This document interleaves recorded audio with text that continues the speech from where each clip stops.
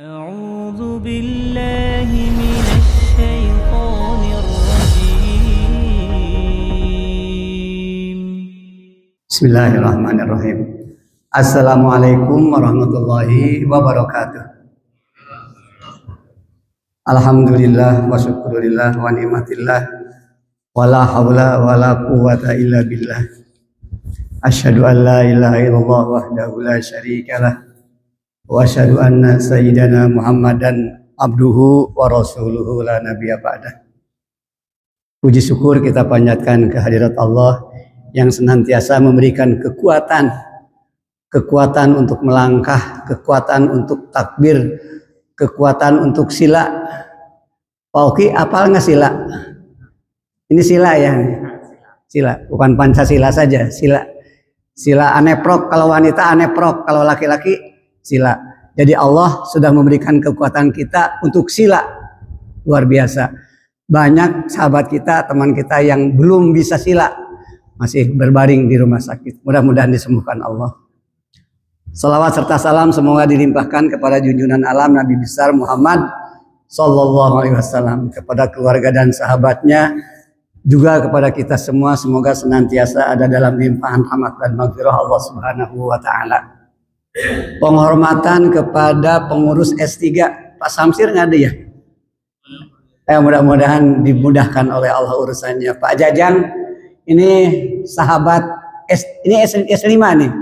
Ya, sahabat setia sapari subuh, sahabat senantiasa suka-suka setia subuh. Ya, 8S Pak Jajang ya.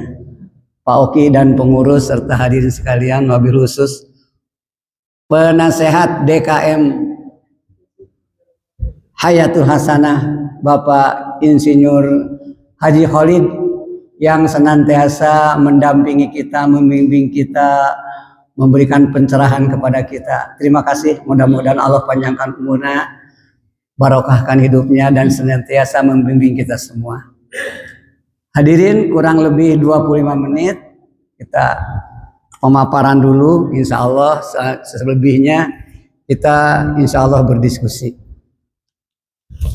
Kita langsung aja kepada judul. Belum kebagian Pak Oki. Tolong dibaca. Yang paling judulnya apa Pak Oki? Judul paling atas sebelah kiri kanan. Sebelah kiri atas apa judulnya ini? Kata Al-Quran. Kalau kita dengar Al-Quran, percaya nggak bahwa itu adalah kalam Allah? Percaya. Bukan hanya sekedar kalam Allah, tetapi petunjuk. Jadi kalau kita mengikuti petunjuk Al-Quran, maka keselamatan di tangan kita. Zalikal kitabu la roiba fihi hudalil muttaqin alladzina yu'minuna bil ghaib. Petunjuk bagi orang yang bertakwa dan iman kepada yang gaib.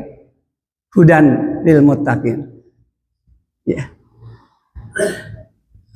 Siapa ya sini? Pak Haji Elon.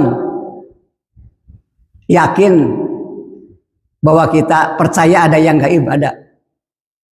Ada yang gaib nggak di sekitar kita? Nas barusan disebutkan 2 malaikat. Gaib nggak malaikat? Malaikat apa di sebelah kiri kanan kita?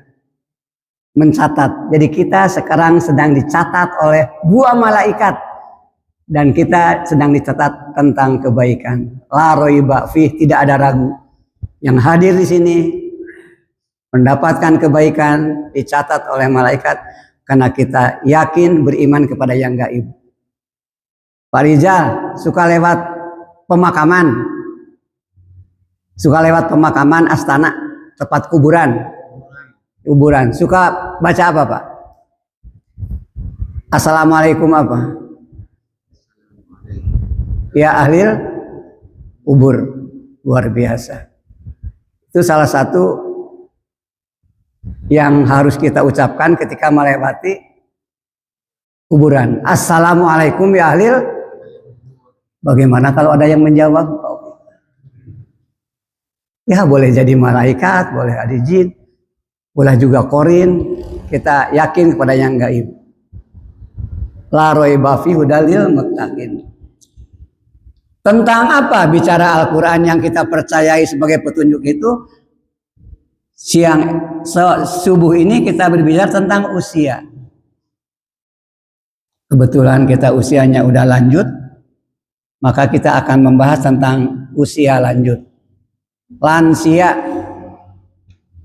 Dulu disebutnya manula, manusia usia lanjut. Sekarang agak sedikit baik lansia. Lanjut usia. Nomor 1, semakin bertambah usia, semakin lemah tangan menggenggam. Benar enggak? Dulu bawa ember 2, sekarang 1. Apa maksudnya? Karena Allah sedang mendidik kita agar melepaskan cinta dunia. Segala digawean, segala di tanda tangan, segala dikontrak, segala dihayukeun, tangan tidak berhenti berbuat untuk mengumpul-ngumpul dunia. Sekarang agak lemah, tanda tangan jarang, bawa alat jarang. Apa artinya? Karena kita lemah, tapi itu ada maksud Allah. Apa maksud Allah?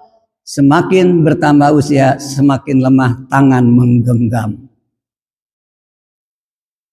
Tangan kita udah mulai tidak ada kekuatan lagi.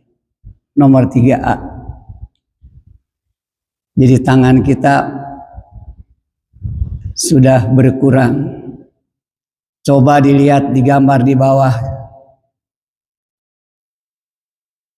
Ada gambar tangan enggak? Nomor 6, ada gambar enggak? Nomor 6 di bawah.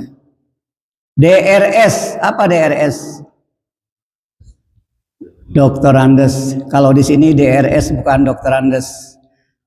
Dadamelan radasieun. Aya DRS. Sieun salah dosa, sieun nyubak cabak dosa, sieun ngambil barang orang lain dosa.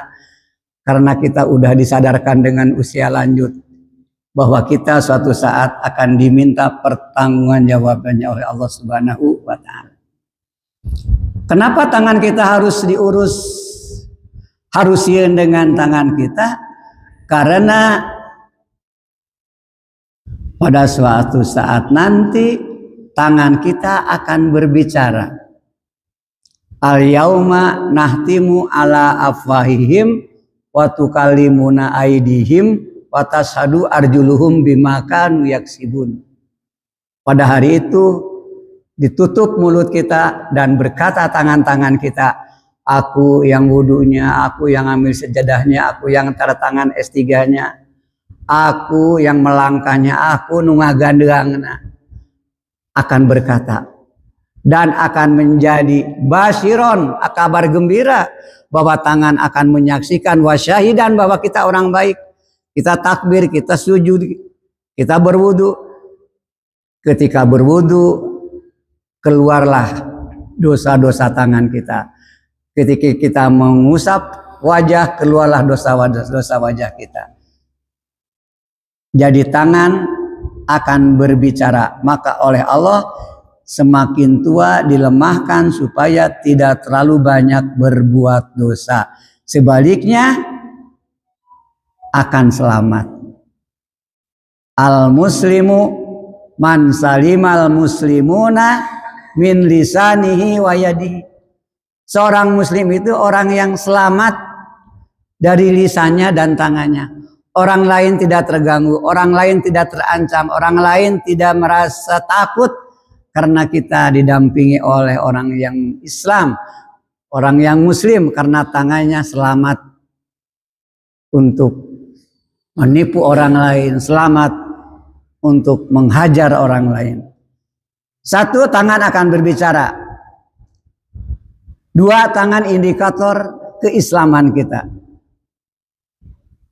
Al-muslimu man salimal muslimuna min lisanihi wa yadihi. 3, al-yadul ulya khairun min yadis sufla. Tangan yang di atas lebih baik daripada tangan yang di bawah. Dengan demikian, jagalah tangan karena akan membawa kebaikan.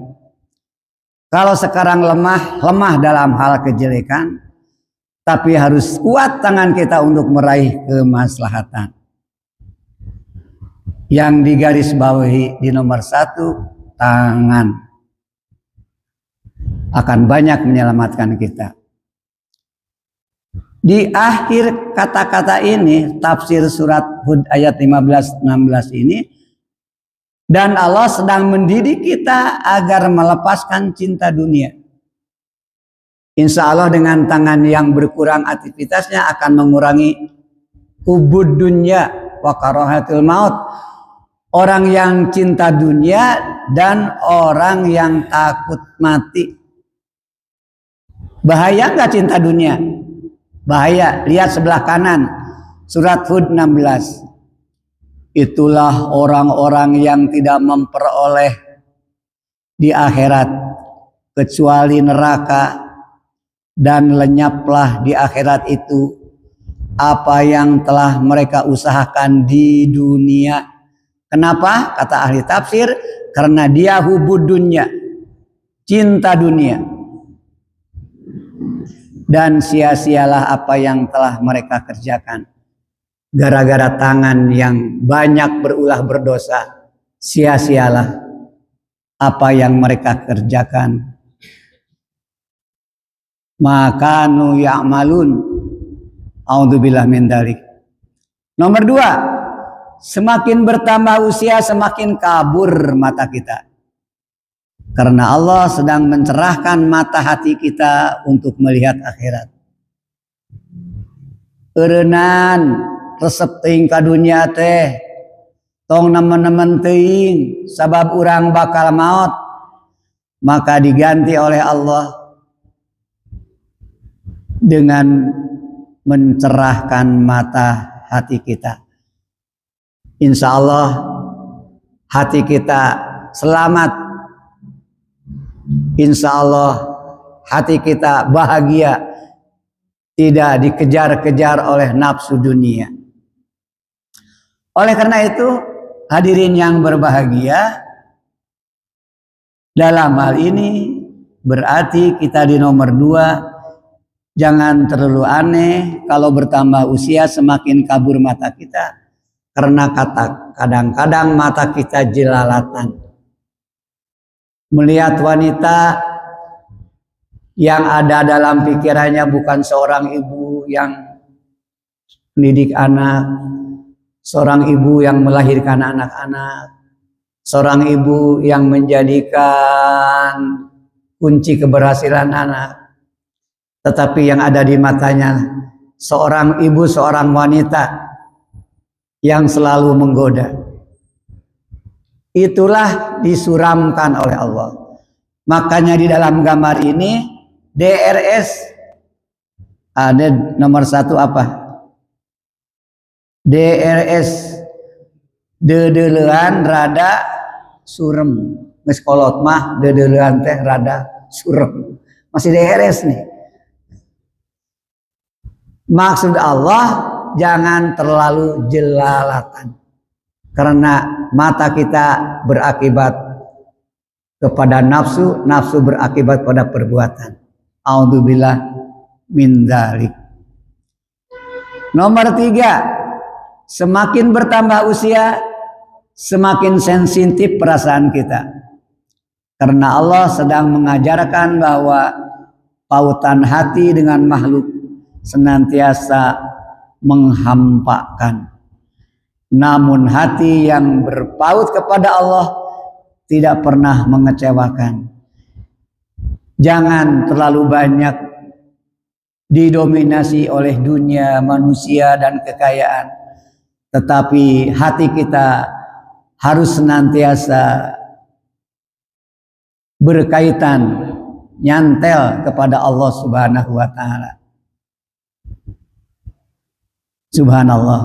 Oleh karena itu, di dalam surat Al-Isra dikatakan, dan barang siapa yang buta hatinya di dunia ini, niscaya di akhirat nanti, ia akan lebih buta pula dan lebih tersesat dari jalan yang benar.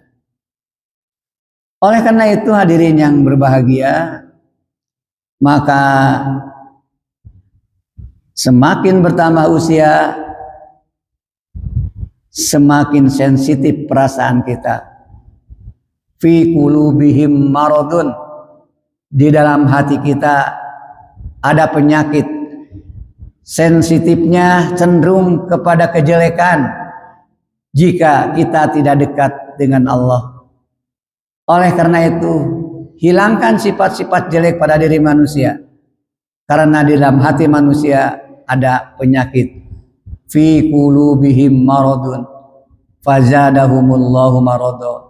Sebaliknya kita harus memperbaiki hati kita agar kita sieun, ya, sieun ku Allah. Kalau hubud dunia, maka akan mendapatkan akibat fid dunya hizyun wa fil akhirati adzabun azim. Di dunia mendapatkan kehinaan, di akhirat mendapatkan azab. Oleh karena itu, memanage badan kita, mata kita, pendengaran kita, tangan kita berorientasi kepada kebaikan. Inna fil jasadi mudghah idza soluhatil jasadi kulluh wa idza fasadat jasadi kulluh. Manage hati kita agar kita tidak cinta dunia dan takut mati, karena akibatnya fid dunya hijjun wa fil akhirati adzabun azim. Apa di dunia hijjun? Kehinaan. Boleh jadi pakaiannya, penampilannya gagah, keren di hadapan manusia, tapi belum tentu di hadapan Allah. Apalagi jika tidak bertobat. Wa fil akhirati adzabun azim, di akhirat akan mendapatkan azab yang sangat pedih. Di dunia boleh jadi keren, segala bisa, segala mampu, tapi hati nurani sulit dipungkiri. Kalau dia adalah pengecut, kalau dia adalah penipu, kalau dia adalah koruptor, kalau dia adalah pengisap, kalau dia adalah penindas, di hati kecilnya tidak bisa diingkari. Karena hati kecil sulit dibohongi. Begitupun orang lain sekelilingnya. Jika dia jahat, tetap hijun di mata manusia. Istilahnya Pak Elon, juje, mulia jabatan anak, mulia kedudukannya, tapi orang yang tahu kalau dia itu jelek, juje, jubang jebeng, dijebengan ku manusia, komo ku malaikat. Di akhirat apa yang terjadi? Temenge, apa no temenge, ya. Tidak bisa mengelak, tidak ada lagi yang namanya alasan, karena al halalu bayyinun wal haramu bayyinun. Yang halal sudah jelas, yang haram udah jelas. Dipakai apa matanya, dipakai apa tangannya, dipakai apa hatinya, apakah beribadah kepada Allah atau lalai kepada Allah. Oleh karena itu, kita berharap kajian ini akan merubah mata kita selalu positif, merubah pendengaran kita kepada pendengaran yang positif, ingatan kita dilihat oleh Allah, anta budallah, beribadah kamu sekalian kepada Allah, seakan-akan kita melihat Allah. Dan jika kita tidak bisa melihat Allah, kita yakini bahwa Allah melihat kita. Kita ingin mulia di hadapan manusia dunia, kita akan ingin mulia di hadapan Allah Subhanahu wa Ta'ala. Karena tidak sedikit teman-teman di dunia sudah dipandang sebelah mata, si eta mah, si itu mah. Lihat gambar ini. Juje, ada manusia di baeudan, di jebengan ku tatangga, di jebengan ku bawaan, di jebengan ku mitra kerja. Karena apa? Karena mata hatinya, tangannya selalu merugikan manusia. Poin pertama, jaga hati, jaga mata, jaga tangan. Poin yang kedua, masih nomor 2, semakin bertambah usia semakin kabur mata kita karena Allah sedang mencerahkan hati untuk melihat akhirat. Fangduru kaifa kana akibatul mukadzibin. Jelas di akhirat mah tingali jalma-jalma anu ngabohongkeun kana agamana atau anu teu nurut ka pangerana, itu yang tidak memanfaatkan dunia untuk beribadah. Sebaliknya mereka hanya sekedar berpoya-poya berdosa. Sebaliknya orang-orang yang takwa kepada Allah suatu saat nanti akan bertemu dengan Allah. Ila rabbiha nadhirun. Kepada Allah mereka melihat. Wujuhum yaumaidin nasiro. Wajah mereka nanti akan berseri-seri karena ketaatan kita kepada Allah Subhanahu wa taala. Poin yang kedua, jagalah mata kita karena kita nanti akan melihat Allah Subhanahu wa taala sebagai balasan kita memelihara diri kita. Hifduddin, pelihara agama kita. Sudah benarkah akidah kita? Sudah benarkah ibadah kita? Yang kedua, hifdun nafas, pelihara badan kita. Bersihkah badan kita? Atau banyak sifat-sifat yang jelek? Hifdun nafas. Hifdul mal, pelihara harta kita. Jangan-jangan harta kita berasal dari yang riba, berasal dari yang tidak halal. Al haramu bayinun wal halalu bayinun wa bainahuma umurun mustabihatun. Jangankan yang haram, yang subhat pun jangan sampai terjadi. Oleh karena itu hadirin yang berbahagia,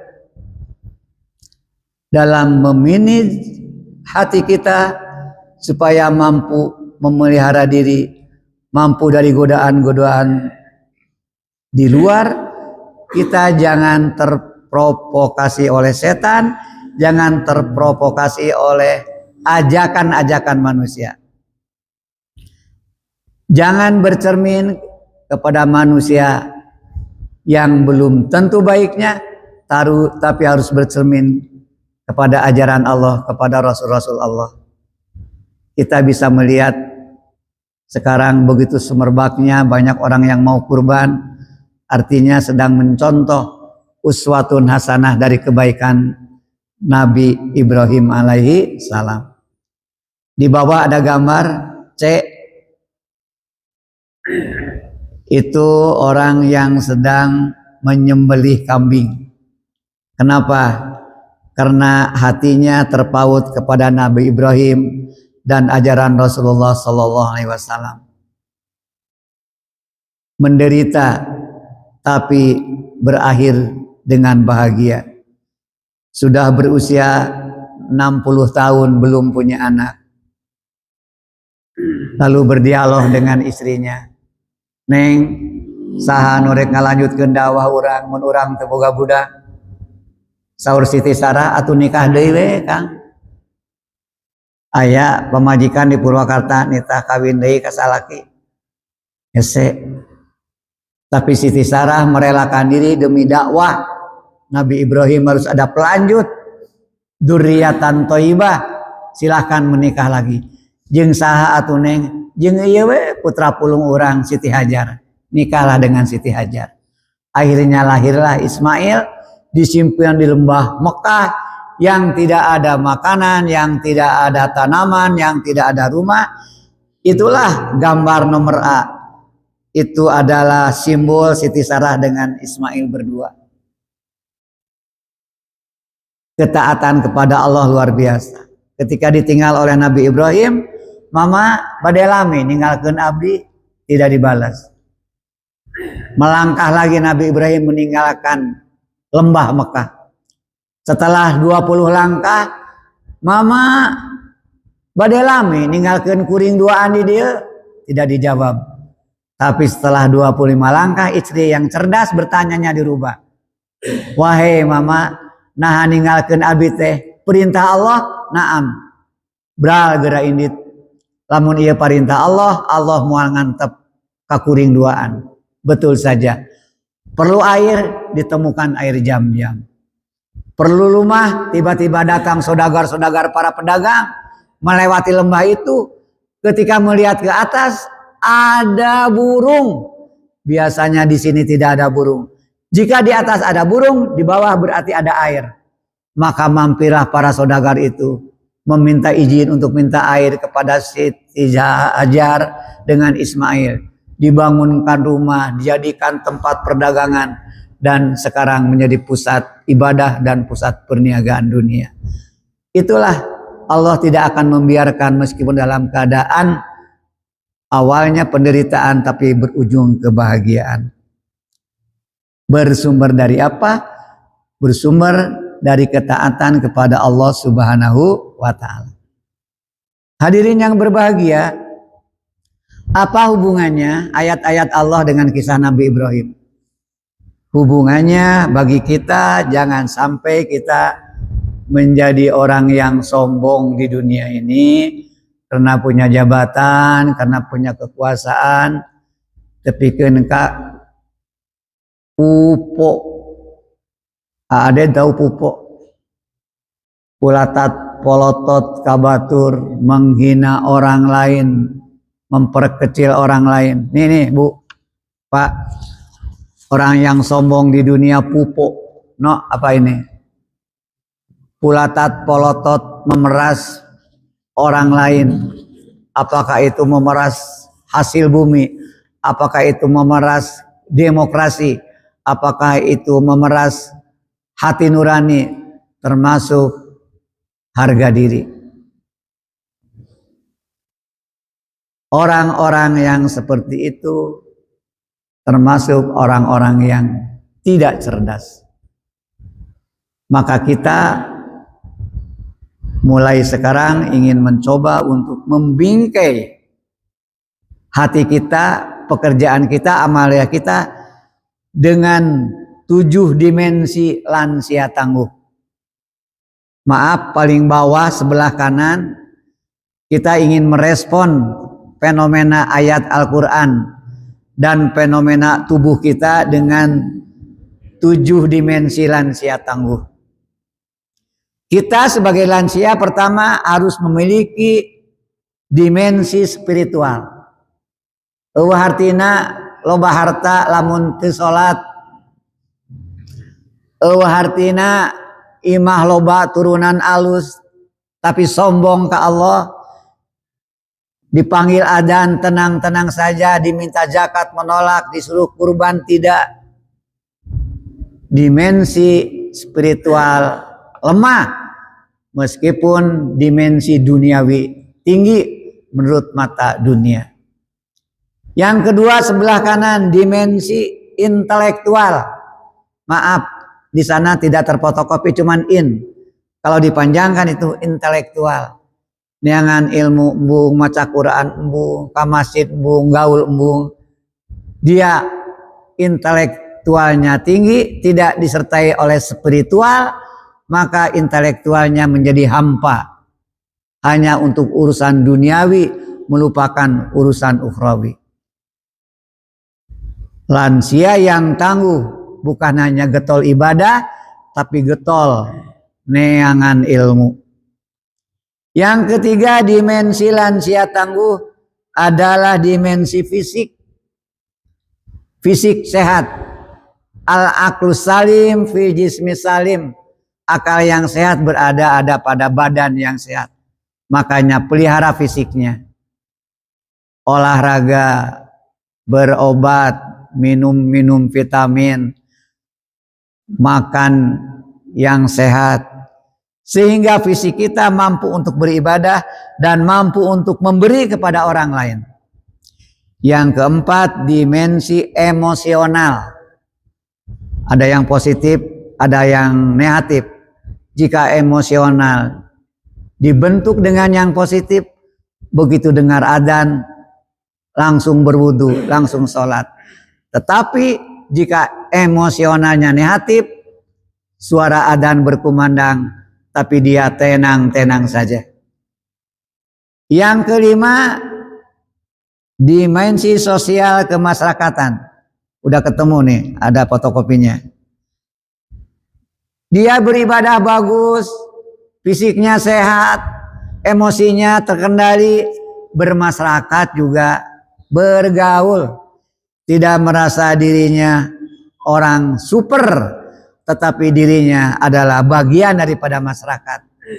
Daek ngosrek, daek kerja bakti, daek ngurus masjid babarengan, daek silaturahmi, daek kaundangan kata tangga, daek babantu kata tangga. Oleh karena itu, khairun nas anfa'uhum linnas.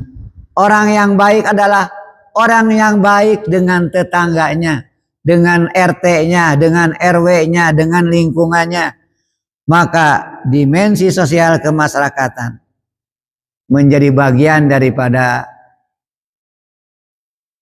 lansia tangguh. Apa tangguh? Takwa dengan sungguh-sungguh. Tangguh takwa dengan sungguh-sungguh.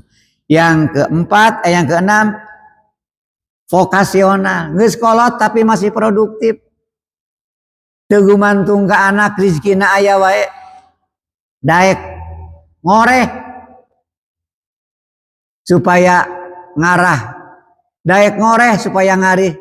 Ustaz Khalid nggak tahu ngarih apa ngarih. Ngarih, Ustaz Oded mah tahu ngarih. Masak nasi ya. Bisa masak nasi karena berusaha. Bisa ngarih karena ngoreh. Ngoreh itu ikhtiar usaha.